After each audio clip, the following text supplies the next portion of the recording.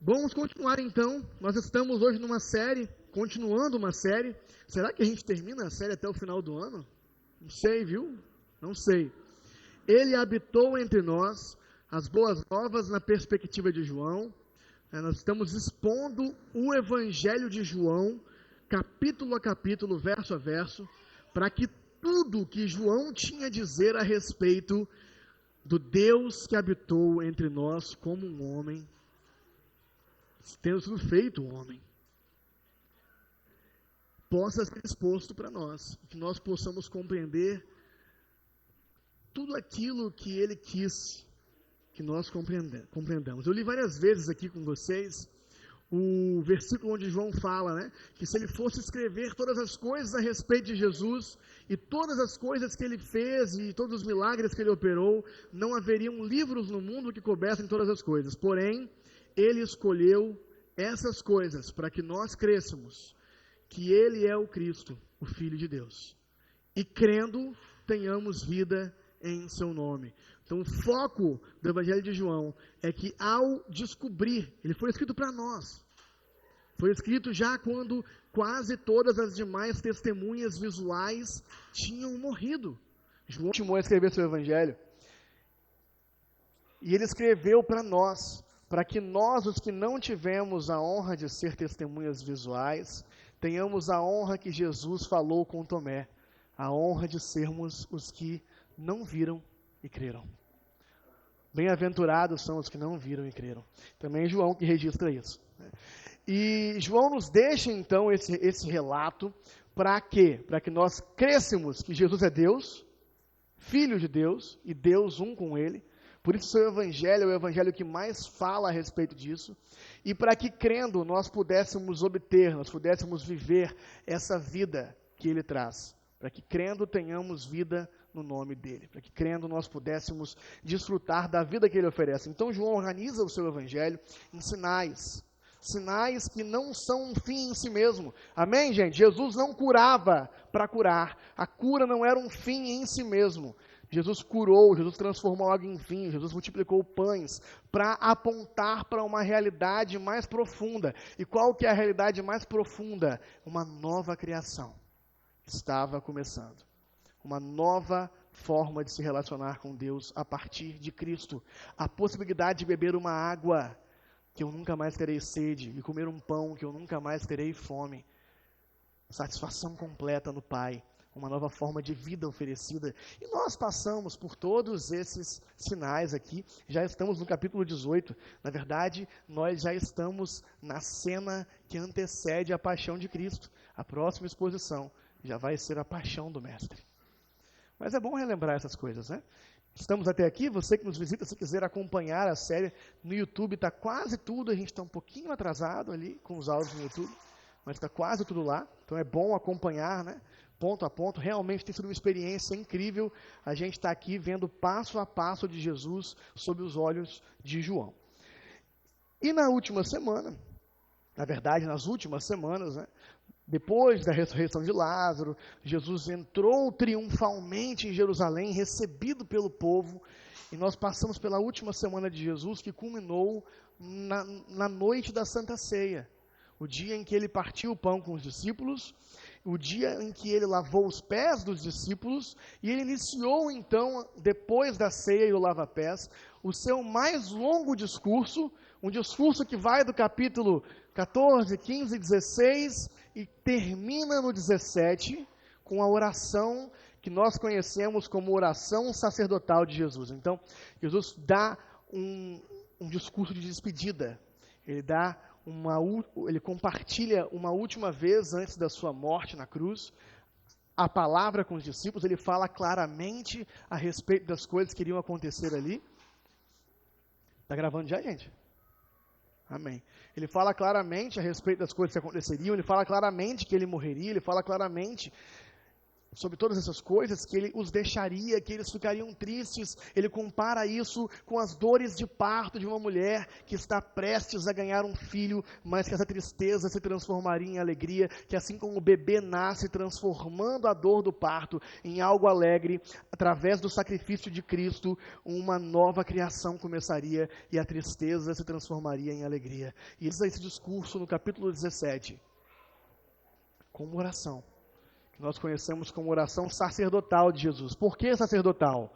Porque ele se coloca no lugar, ele intermedia entre o Pai e os seus discípulos, ora pelos discípulos e ele ora pela gente. Ele ora pelo povo que ouviria os discípulos.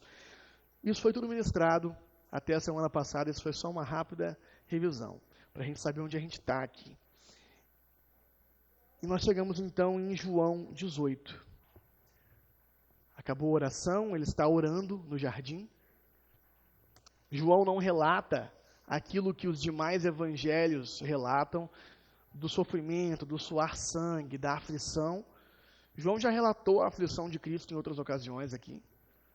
Então ele pula um pouco essa cena, direto para a cena da traição. É aqui que nós estamos, é aqui que nós vamos começar a ler a palavra essa manhã. Aquilo que foi falado na ceia, sabe? Está prestes a acontecer. Aquilo que Jesus falou na ceia que aconteceria. Eu vou morrer. E aí Pedro responde. Quem lembra da resposta de Pedro? Mestre, se preciso for, eu vou contigo até a morte.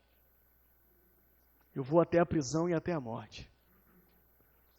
Então Jesus fala, Pedro, essa noite mesmo, antes que o galo cante 2 vezes. Oi? 3 vezes? Você irá me trair. E você irá me negar por 3 vezes. E de fato, nós chegamos na hora que isso vai acontecer.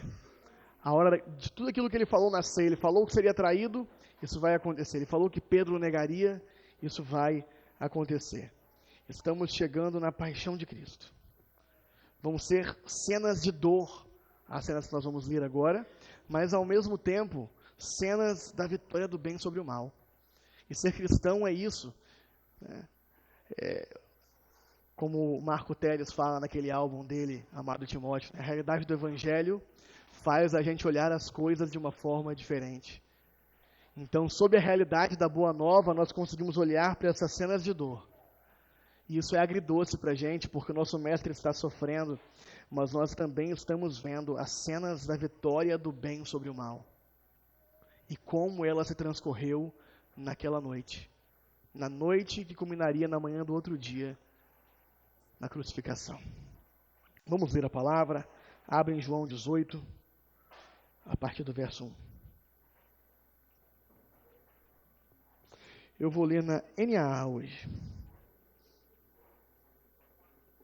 Nova Almeida atualizada. A NAA, ela tem a característica de ter aquele texto da Almeidinha que a gente nasceu acostumado, né? Quem cresceu crente, quem cresceu protestante, na verdade cresceu acostumado com o texto da Almeida Revista Corrigida ou da Almeida Revista Atualizada, né? Então a NAA tem esse texto bem parecido, só que ela troca voz por você. O que vamos falar a verdade, né? É maravilhoso, né?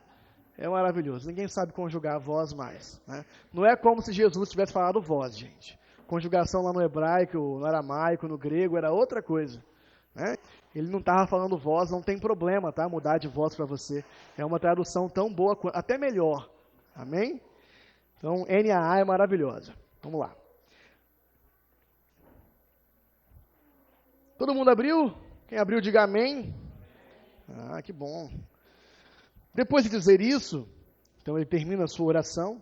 Depois de dizer isso, Jesus saiu juntamente com os seus discípulos para o outro lado do ribeiro de Cedron, onde havia um jardim, e aí entrou com eles. Judas, o traidor, também conhecia aquele lugar, porque Jesus muitas vezes havia se reunido ali com os seus discípulos. Tendo, pois, Judas recebido a escolta e alguns guardas da parte dos principais sacerdotes e fariseus, chegou a esse lugar com lanternas, tochas e armas. Então Jesus, sabendo de tudo o que ia acontecer com ele, adiantou-se e perguntou-lhes: a quem vocês estão procurando? Até aí, por hora, mantenha essa Bíblia aberta e vamos orar. Pai Santo, obrigado pela tua palavra escrita, que nos revela como uma janela a vida da tua palavra encarnada, a vida de Jesus Cristo, nosso Senhor. Que nós possamos olhar para Ele nessa manhã e receber da vida que emana dele, em nome de Jesus. Gente, estamos então em um jardim, né? João relata, né, que Jesus estava em um jardim. E nós não podemos esquecer que João, ele tem considerações narrativas o tempo todo. João está o tempo todo organizando o seu evangelho, não em ordem cronológica, como a gente já percebeu ao comparar com os sinópticos, que mais provavelmente estão em ordem cronológica. João está organizando o seu evangelho em ordem teológica. Ele tem uma mensagem para dizer. Ele coloca as coisas numa ordem que vai nos levar a perceber que Jesus é o Filho de Deus e que ele tem uma nova criação atrelada a ele. E não é coincidência que João nos coloca no jardim, no momento da prisão de Jesus. Porque João está escrevendo algo como um novo Gênesis. Assim como o Gênesis começa no princípio, João começa no princípio. E João está desvendando o que aconteceu. No princípio era o verbo estava com Deus, e completando, e o verbo se fez carne, habitou entre nós, cheio de graça e verdade. Então João está nos contando a história da nova criação. E no mesmo local onde o mal entrou na história da humanidade, nós vamos ver agora o começo do processo que Jesus usará para retirar o mal da nova humanidade. Então foi num jardim, gente. Foi num jardim. A vitória do bem sobre o mal será agora encenada no mesmo lugar que o mal entrou.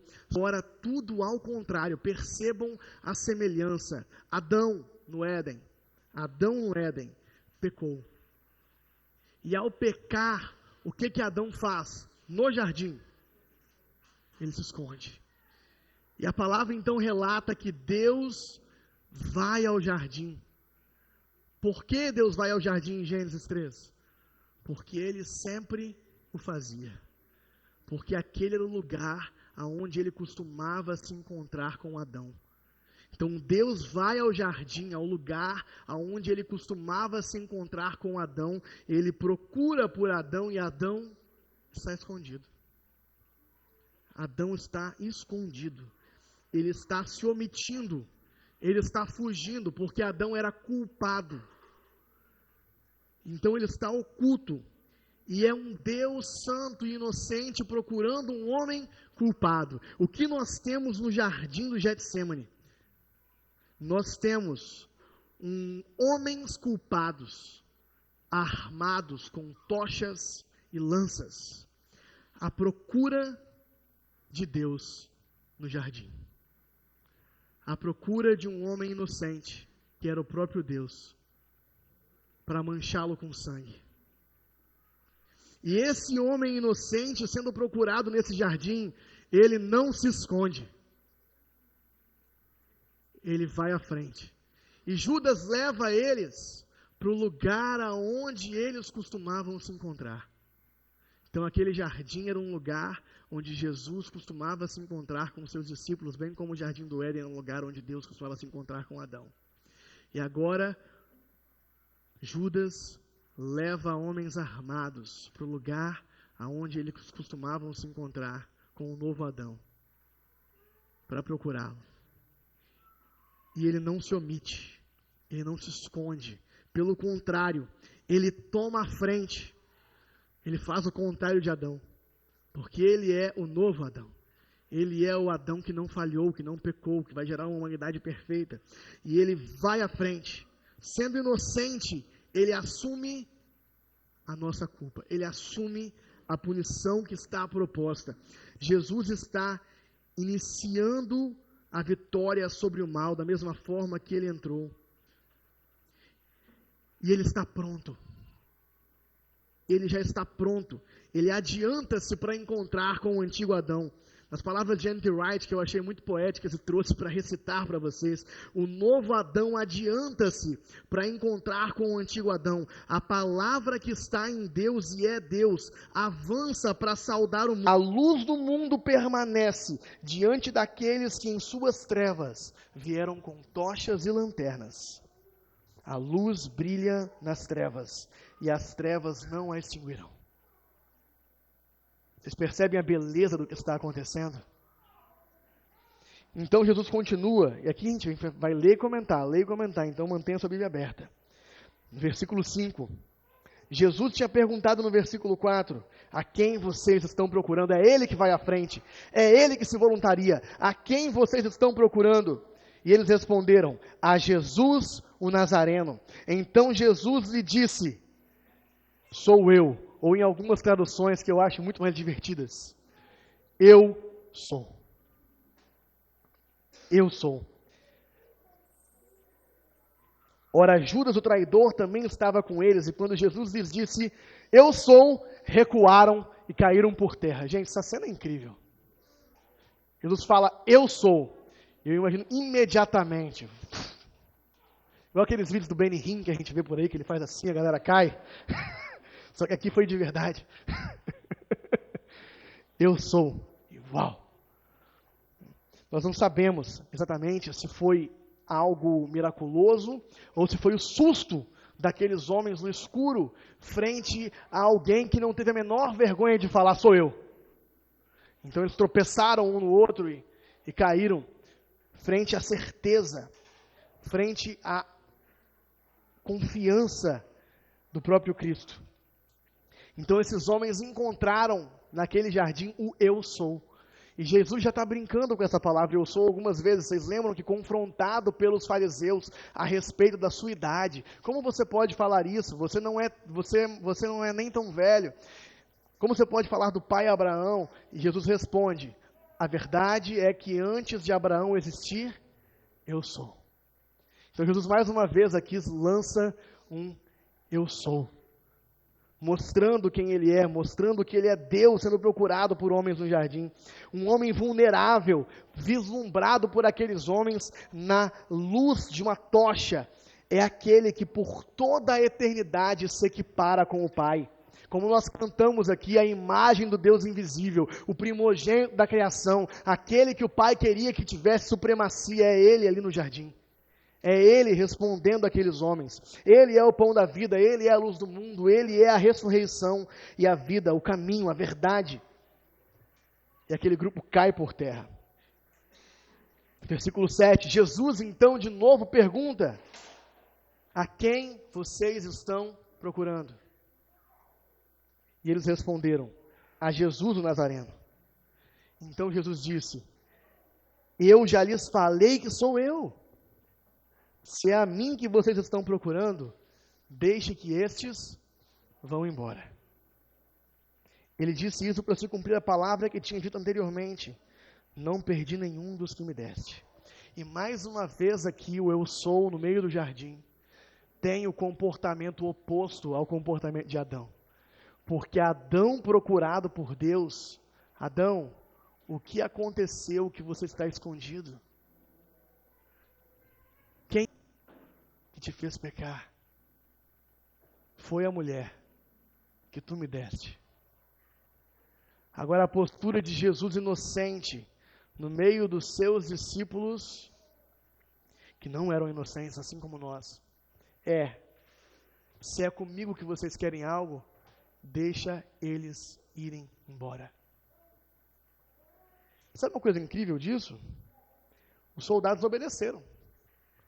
Nenhum dos discípulos foi preso. E se para pensar bem, normalmente, quando você vai prender um líder de uma suposta revolução, você prende também quem está com ele, né? Os soldados obedeceram a voz de comando dele ali. E ele, de fato, porque era necessário que ele levasse sozinho, que ele enfrentasse a cruz sozinho por nós. Então não cabia na história que nenhum de nós e que nenhum dos discípulos fosse com ele. Diferente de Adão, ele não joga a culpa. Sendo inocente, ele a atrai. E mais tarde isso vai ressonar quando na própria cruz ele vai falar: Pai, perdoa eles porque eles não sabem o que fazem. Não sendo culpado, ele atrai para ele toda a culpa e toda a punição.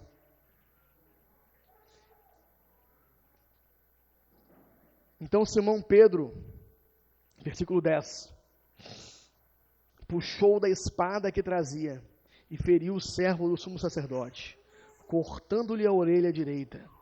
E o nome do servo era Malco, mas Jesus disse a Pedro: guarde a espada na bainha. Por acaso não beberei o cálice que o Pai me deu?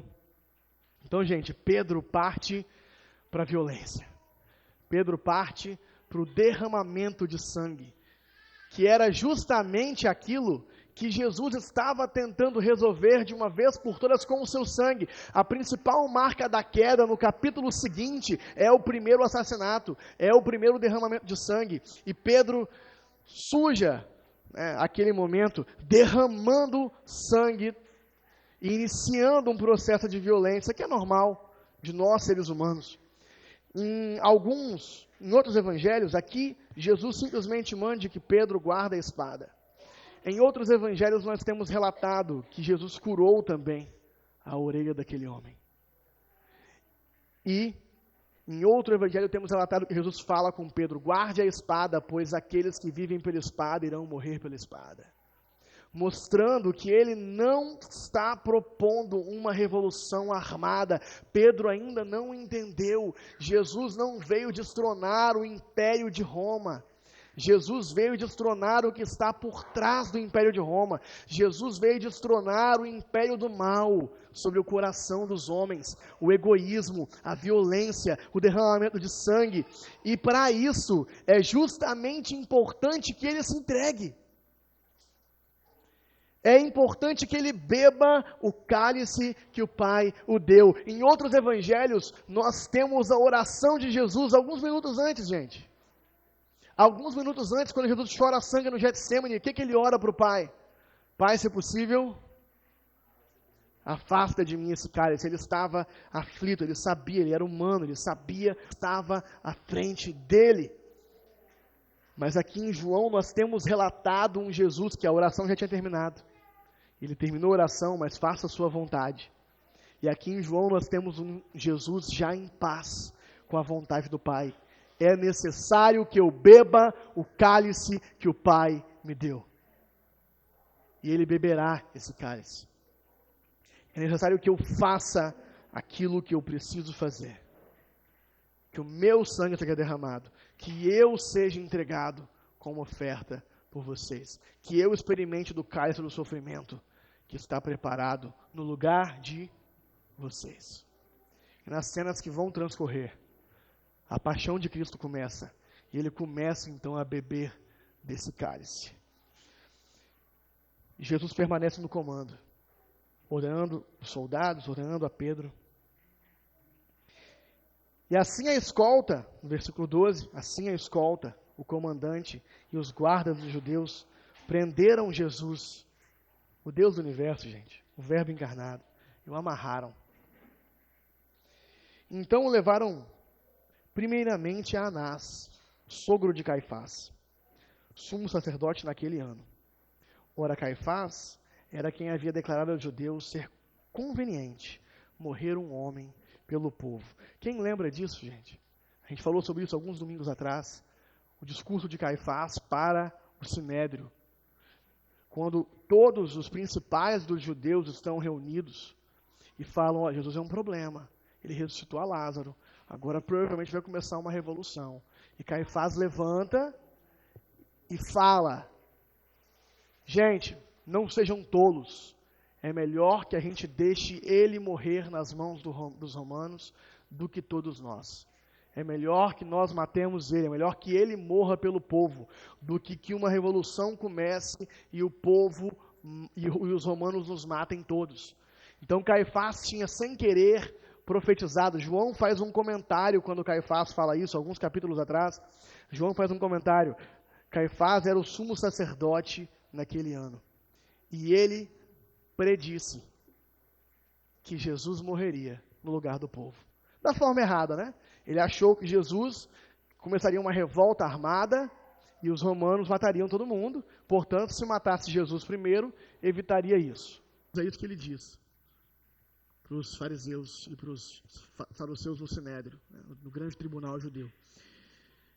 E agora, depois de ele ter dito isso, Judas colocou em ação o plano deles. Judas mancomunou com eles e colocou esse plano em ação. Jesus está sendo levado agora a Caifás, para que ele faça aquilo que ele planejou fazer. E eu fiz um comentário com vocês, quando a gente falou sobre isso, alguns domingos atrás, né, de Caifás como sendo o sumo sacerdote daquele ano, e nós estamos na semana da Páscoa, sem querer, selecionou o Cordeiro Pascual, que morreria pelo povo.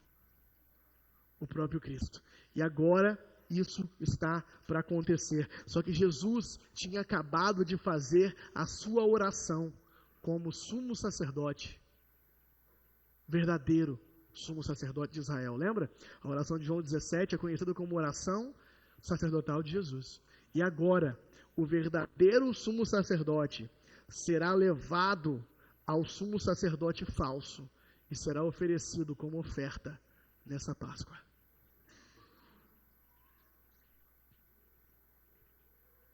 Para que Deus, por meio da morte dele, resgate o seu povo. O verdadeiro Adão será enviado para a morte pelos falsos Adões.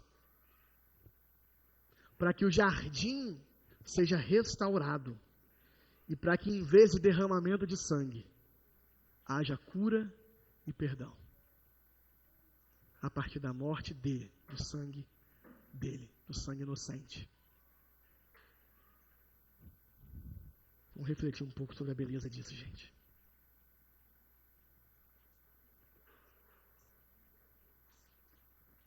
Obrigado, Deus, por Jesus Cristo. Continuando a leitura, a partir do verso 15. Simão Pedro e o outro discípulo seguiam Jesus. E esse discípulo era conhecido do sumo sacerdote. Uma rápida pausa. Nós estamos lidando desde o começo do Evangelho de João com o fato de que João nunca fala de si mesmo, né? Ele sempre refere-se a si mesmo como o discípulo a quem ele amava, ou o discípulo amado. E no final, né, no último capítulo, ele revela, e o discípulo amado é quem escreveu essa narrativa. Existem algumas vezes, no entanto, que João se refere a alguém como outro discípulo.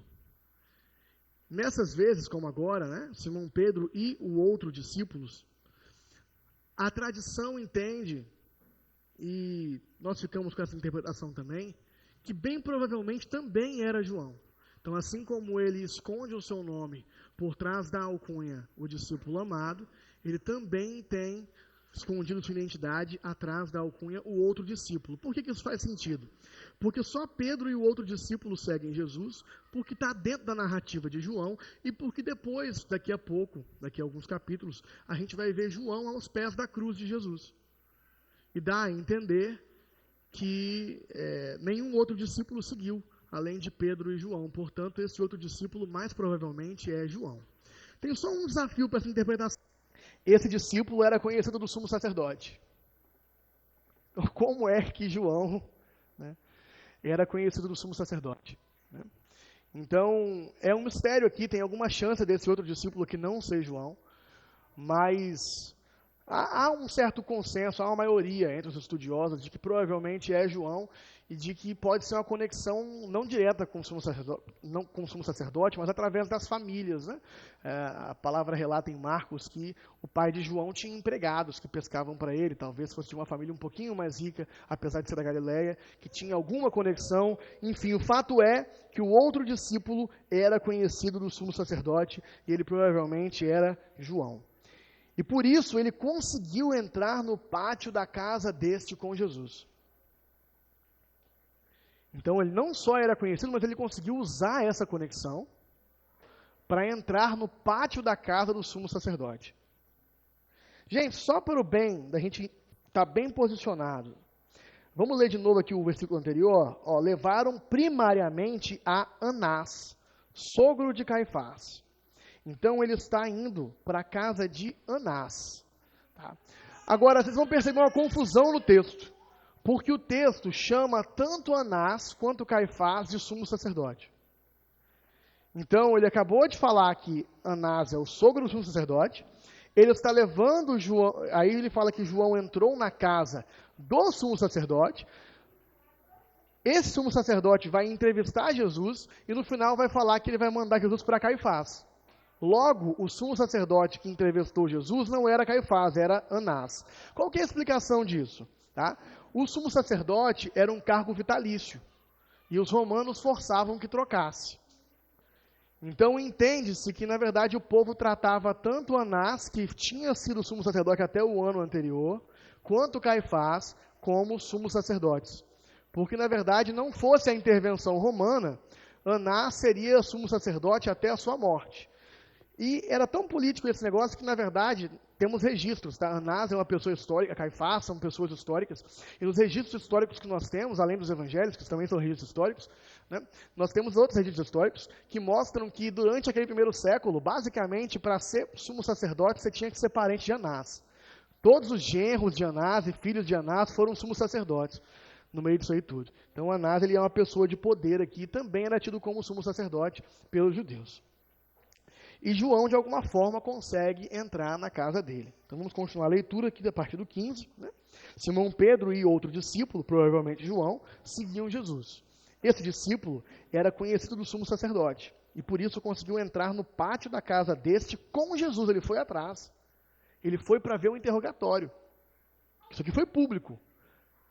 Outro motivo da gente achar que o outro discípulo é João é que ele relatou o interrogatório, então ele estava lá. Tá vendo? Faz muito sentido o outro discípulo ser João. Pedro, porém, ficou de fora, junto à porta. O outro discípulo, que era conhecido do sumo sacerdote, saiu, falou com a encarregada da porta e levou Pedro para dentro. Então, Pedro entrou junto com João na casa, aonde Jesus seria interrogado. E eu quero ressaltar aqui para vocês, agora que a gente vai começar a relatar, né, a Pedro negando Jesus, né, que João e Pedro foram os únicos que seguiram. Os demais já tinham se desgarrado, já tinham fugido cada um para o seu canto, conforme o próprio Jesus tinha falado: vocês todos irão me abandonar. Então a empregada encarregada da porta, no verso 17, perguntou a Pedro: você também não é um dos discípulos desse homem? E ele respondeu: não, não sou. Os servos e os guardas estavam ali, tendo acendido uma fogueira por causa do frio, e se aqueciam. E Pedro estava bem no meio deles, aquecendo-se também. Eu quero que vocês guardem na mente que Pedro negou Jesus perto de uma fogueira. As 3 vezes ele está ali se aquecendo com os guardas, perto de uma fogueira.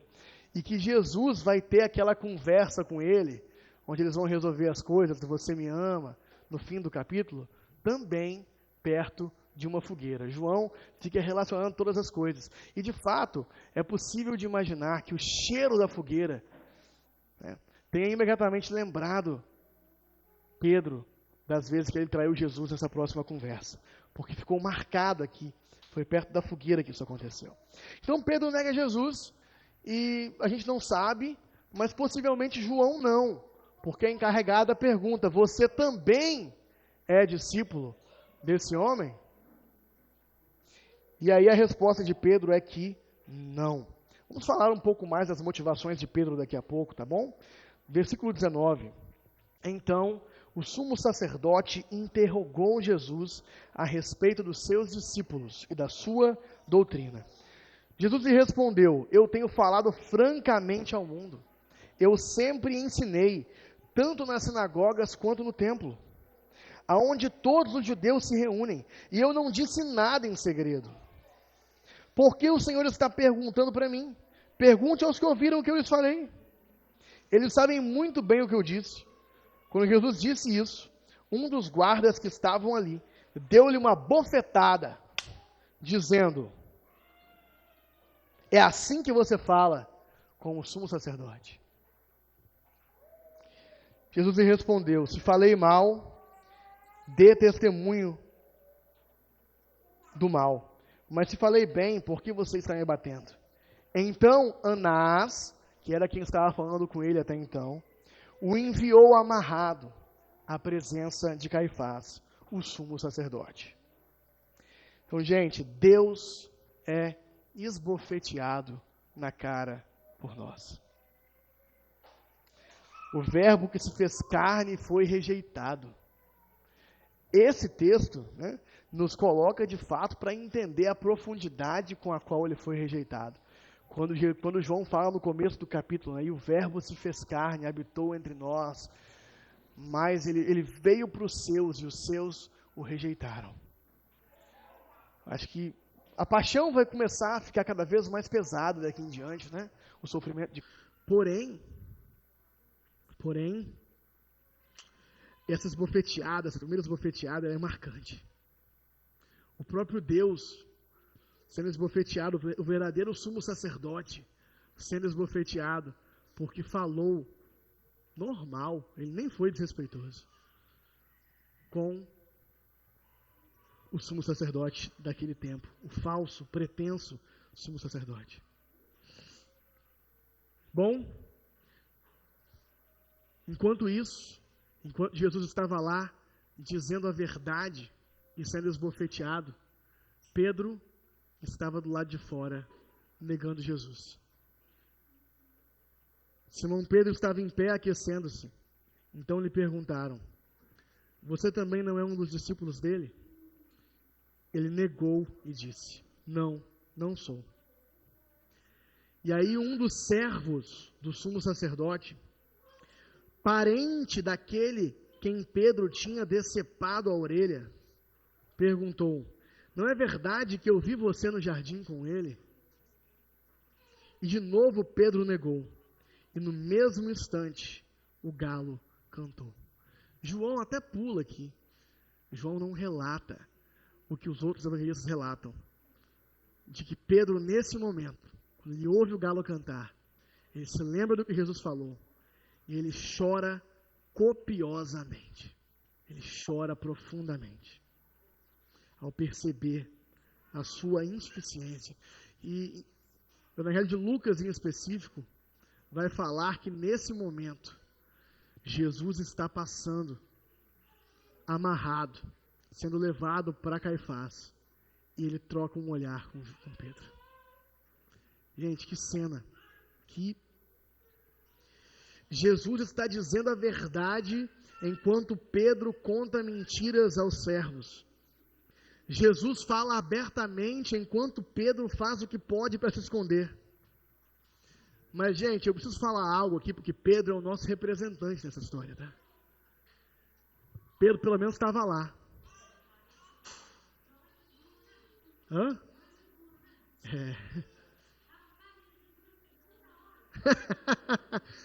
mas veja bem, sem essa história, a gente ia perder a beleza da história final. Jesus e Pedro ali tem aquela conversa do você me ama 3 vezes, e Pedro então é o primeiro líder da igreja, né?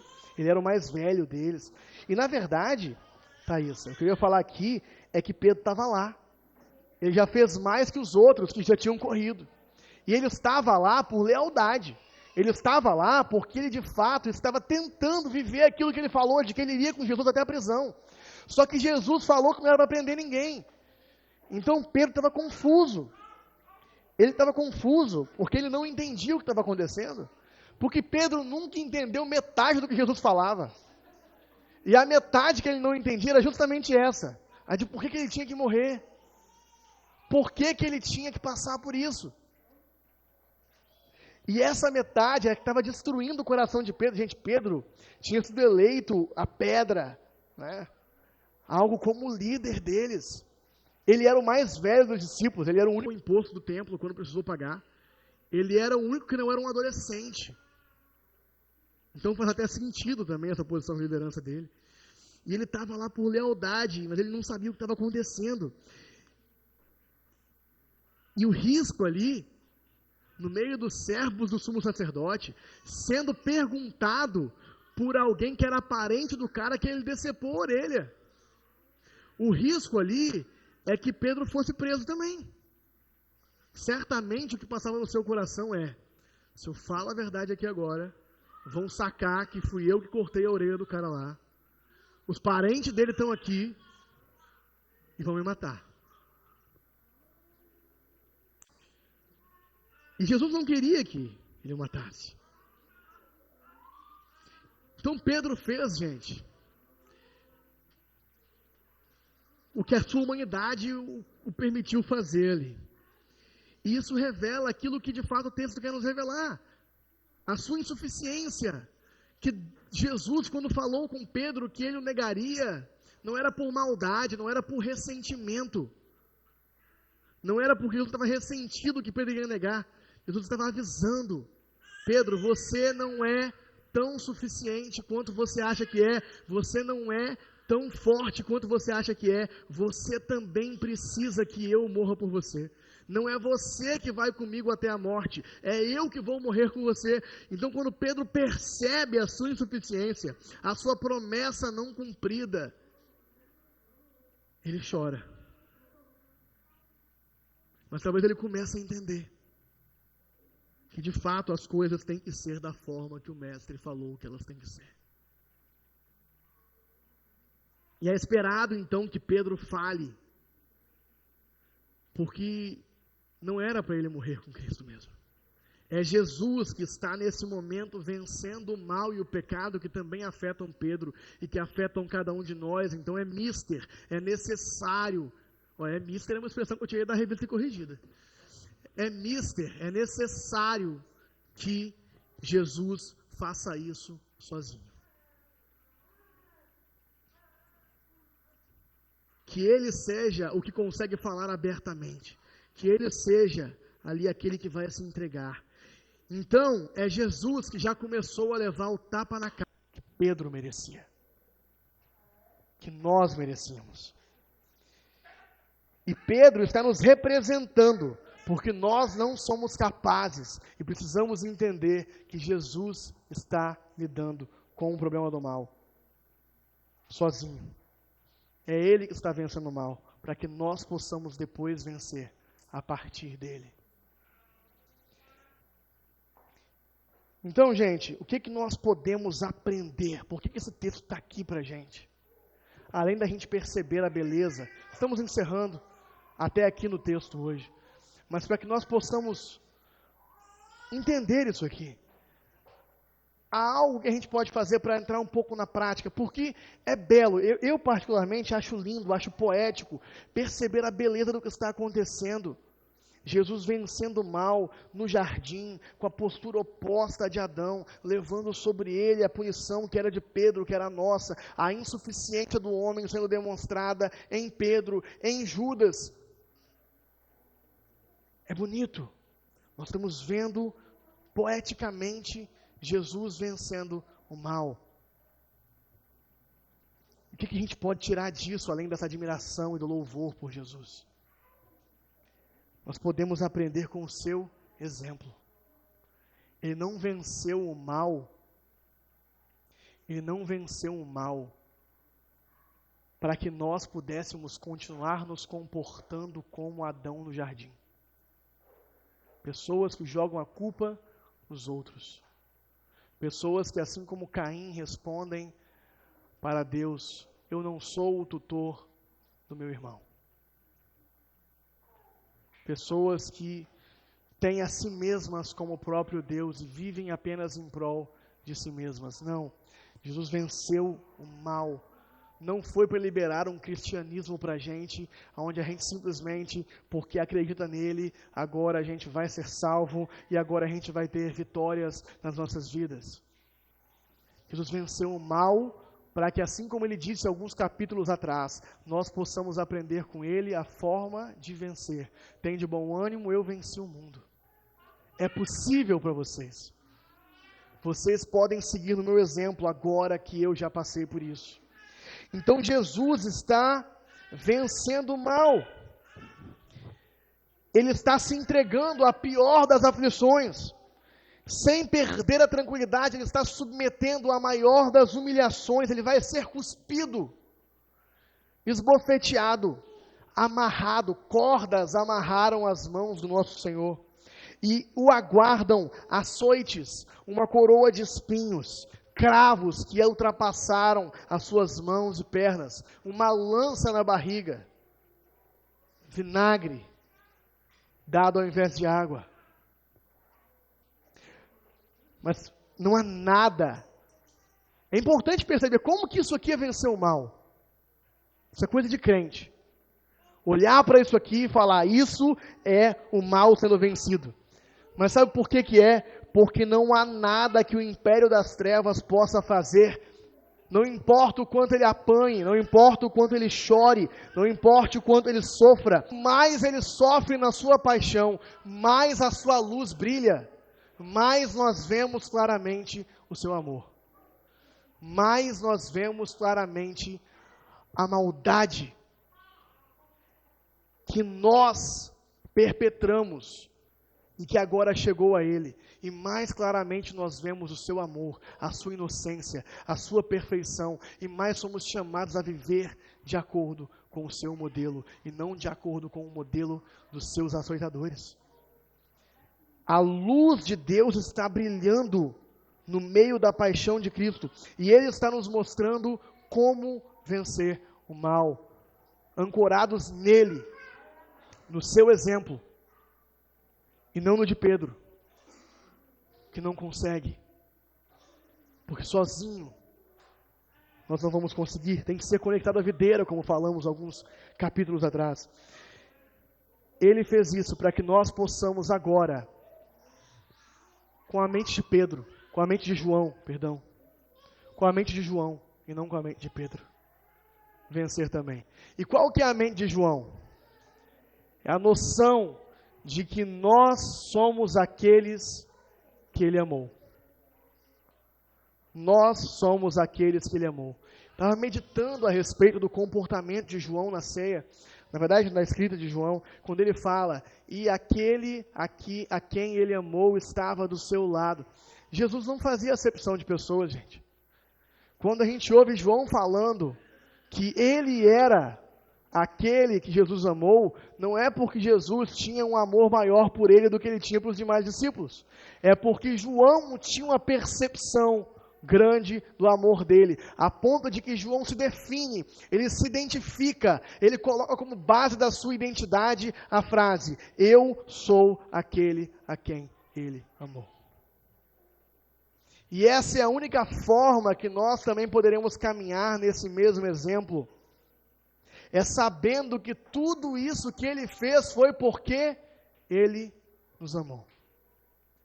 É sabendo que nós não precisamos mais ser egoístas, nós não precisamos mais cuidar de nós mesmos em primeiro lugar, nós não precisamos mais ter uma obediência às nossas paixões carnais e egoístas, porque Deus nos amou.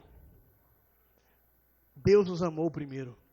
Ele nos deu um Pai, e o Pai está cuidando de nós, para que nós, assim como Ele, possamos nos entregar. Para que nós, assim como Ele, possamos ser aqueles que, se encontrados, não nos omitiremos, não nos esconderemos, não jogaremos a culpa nos outros, pelo contrário, seremos responsáveis uns pelos outros, como Ele pediu. Se amarem uns aos outros como eu vos amei. O exemplo dele, não, é comigo, deixa eles irem. De não se omitir, de seguir em frente. É para que nós agora, sabendo que Ele nos amou primeiro, possamos amar uns aos outros como Ele amou. Possamos dar o sangue, até a última gota, uns pelos outros. Viver uma sociedade redimida pelo sangue dele, aonde há cura e perdão e não derramamento de sangue. A partir do seu exemplo. se confiarmos no amor dele. Há um pastor que fala que tudo que ainda pecamos é porque ainda não acreditamos 100% em quanto Deus nos ama. Porque na medida que acreditamos que o Pai nos ama, cada vez mais precisamos dar ouvido à voz do nosso próprio coração. Cada vez menos precisamos dar ouvido ao nosso próprio coração. Cada vez menos precisamos cuidar das coisas nós mesmos. Cada vez menos precisamos mentir. Cada vez menos precisamos tomar as coisas do nosso jeito. Preferir nós mesmos e não aos outros. Porque confiamos que há um Pai que nos ama e que ama a todos e que está cuidando de todos. Então nós podemos nos doar, porque não vai faltar. Nós podemos nos doar uns pelos outros sem medo de que se eu me doar demais por você, pode ser que acabe. Não, há uma fonte de amor perfeita vindo do Pai. O Pai está cuidando de nós. Ele nos amou primeiro. E se nós conseguirmos, ancorados nesse amor,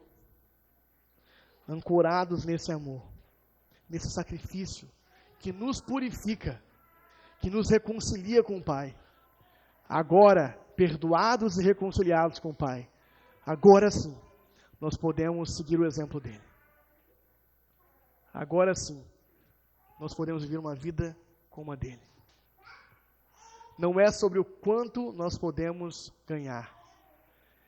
É sobre o quanta convicção a gente tem do que a gente ganhou em Cristo Jesus, que nos libera para perder. Porque o ministério da igreja é perder. Jesus já falou, quem quiser ganhar a vida, vai perder. Mas quem estiver disposto a perder a vida, por amor de mim. Só que nós não estamos. Isso para aqueles discípulos, gente, se concretizou na prática. Para aqueles discípulos, isso com todos eles morrendo mortes violentas, como a de Jesus. Então, após o sacrifício, ancorados no amor dele, encorajados pelo Espírito Santo, como falamos também nos capítulos passados, que vem a partir do sacrifício de Cristo, reconciliados com o Pai, eles conseguiram fazer exatamente a mesma coisa que Cristo fez, e isso os levou a uma morte de martírio. Eles, de fato, morreram uma morte semelhante à dele, falando a verdade para um povo que rejeitou e os matou. Nós vivemos em tempos de paz, pelo menos por agora. Nós vivemos aonde isso não vai nos fazer morrer uma morte violenta. O que nos dá, então, uma possibilidade de uma vida inteira crucificado. Uma vida inteira entregue a uma existência onde o eu está morto. Tomamos a cruz e seguimos. Então, graças a Deus, como nós não vamos morrer martirizados aparentemente, nós podemos tomar nossa cruz em vida e viver uma vida crucificada em amor aos nossos irmãos, dando a vida para fazer aquilo que é a lei de Cristo, aquilo que ele ensinou nos capítulos anteriores, aquilo que ele passou os últimos 3 capítulos batendo na nossa cabeça. Amem uns aos outros como eu vos amei. Multipliquem o meu amor. A cruz abriu o caminho para isso. O amor dele, a reconciliação, o Espírito Santo abriu o caminho para isso. Então todos nós, Pedro nos representa. Sem o sacrifício de Cristo, todos nós o negaríamos. Porém, graças a Deus por Jesus Cristo, nós vivemos já resgatados pelo seu sacrifício, pelo seu amor. E temos a oportunidade de ter o Espírito Santo prometido, Deus que habita em nós, dentro de nós, nos levando a uma vida cada vez mais semelhante a dele. E se isso nos levar até uma morte martirizada algum dia, amém.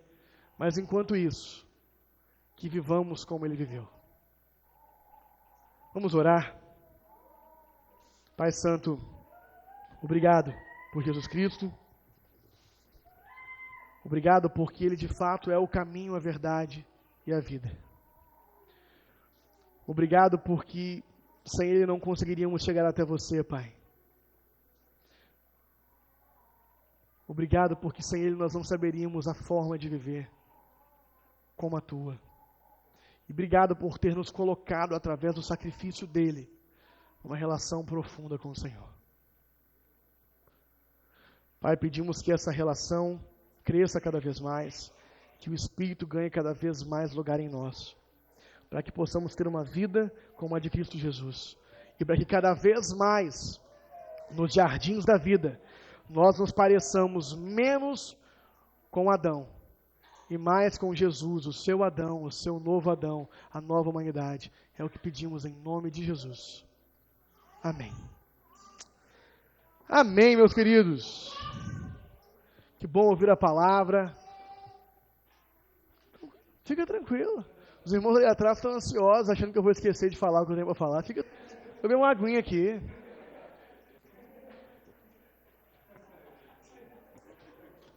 Rapaz, me olhou com um olhar fumegante ali. Amém. Bom estarmos aqui, bom ouvirmos a palavra, mais um domingo, né? E temos alguns avisos para essa semana. Tem alguma programação essa semana? Ou só o próximo dia do Senhor mesmo? Essa semana é de casa em casa? Amém, essa semana é de casa em casa. Então, o de casa em casa é o dia que nos encontramos como igreja, em grupos menores, para que todos possamos conversar, falar e ter uma oportunidade de viver a vida orgânica da igreja, né? E assim como o culto, ele é um ensaio para que a gente possa estar se encontrando sempre. E a gente possa estar vivendo a vida cristã sempre, não só nas programações marcadas pela igreja, né? Então, se esforce por participar do De Casa em Casa. Você que não faz parte de um De Casa em Casa ainda, procure a gente. Esse ano está mais ou menos acabando. Nós vamos parar, eu acredito que esse deve ser o último, né?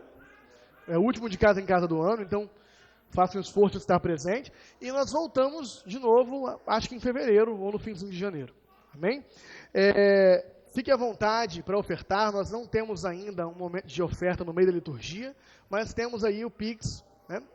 Então você que é membro dessa igreja tem um compromisso de generosidade, de oferta para sustentar essa casa. Você que não é membro, não se sinta constrangido, tá tudo bem, você come de graça aqui quantas vezes quiser, tá bom?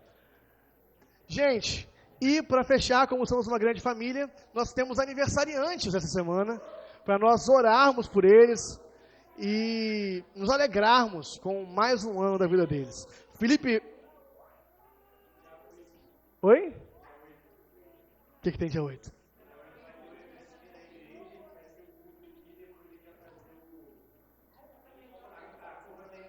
Legal, dia 8 é um domingo, né? Perfeito. Sem ser esse o próximo, né? Perfeito, gente. Então, dia 8, domingo, dia 8, nós vamos ter a confraternização de fim de ano da família Betânia. Fique à vontade. Oi? É isso mesmo? Obrigado. Fique à vontade para participar, né? Confirme com a gente a participação. Não sei se está rolando já uma lista de confirmação, mas vai rolar. Então fique atento para participar dessa lista de confirmação, porque como vai ser no condomínio, né? A gente tem um limite para o número de vagas, mas a gente não vai bater esse limite não, o limite é alto. Mas é importante que você coloque seu nome na lista para a gente conseguir saber que você está indo, tá bom? E agora sim, vamos ficar felizes, alegrar com os aniversariantes. Temos o Hélio, Felipe Faria, vem para cá os aniversariantes. Jamile, é a próxima, Jamile? Terça agora, amém. Amém. Quem mais? Alguém mais aniversariou essa semana? Minha esposa, maravilha. Olha, então, essa semana, duas marcas muito especiais, né? Minha esposa aniversariou essa semana, então a gente vai orar por ela também. Não é porque eu estou com isso aqui na mão. E também a minha filha nasceu, né? Então vai ser aniversário dela nessa semana, ano que vem, né? Então, é o aniversário de 0 anos, né? É isso aí. Gente, que alegria estar aqui com vocês. Vamos ver algumas pessoas aqui abraçar essas pessoas maravilhosas aqui que estão aqui na frente. Vem a esposa do Faria, vem a Thaís abraçar a Jamile, vem o Rossetti abraçar o Hélio, vem o irmão do Hélio abraçar o Hélio, as esposas.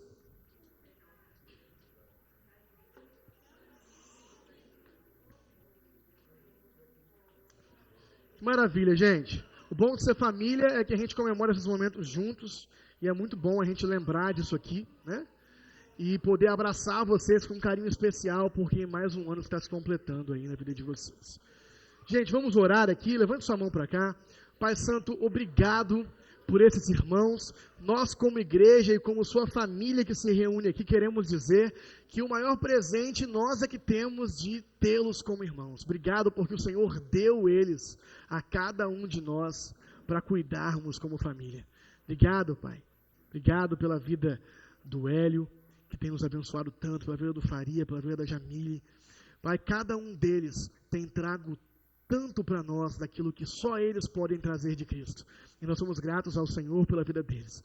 E nós pedimos em especial, também somos gratos pela vida da Alice.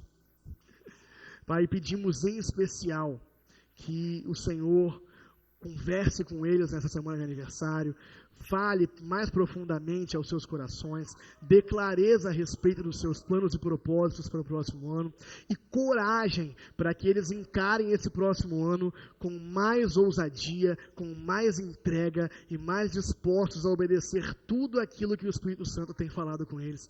É o que nós te pedimos em nome de Jesus. Amém. Feliz aniversário, gente. E a família do Hélio trouxe um bolinho aí, que honestamente eu achei que fosse ser cortado agora, mas pelo visto as formiguinhas ao longo do culto já foram aí cortando e tal, né? Mas enfim, temos um bolinho aí para celebrar a vida do Hélio e companhia. Gente, amém. Vamos orar, desejando que o Senhor nos envie para mais uma semana sob a sua graça. Pai Santo, muito obrigado por essa família que se reúne aqui.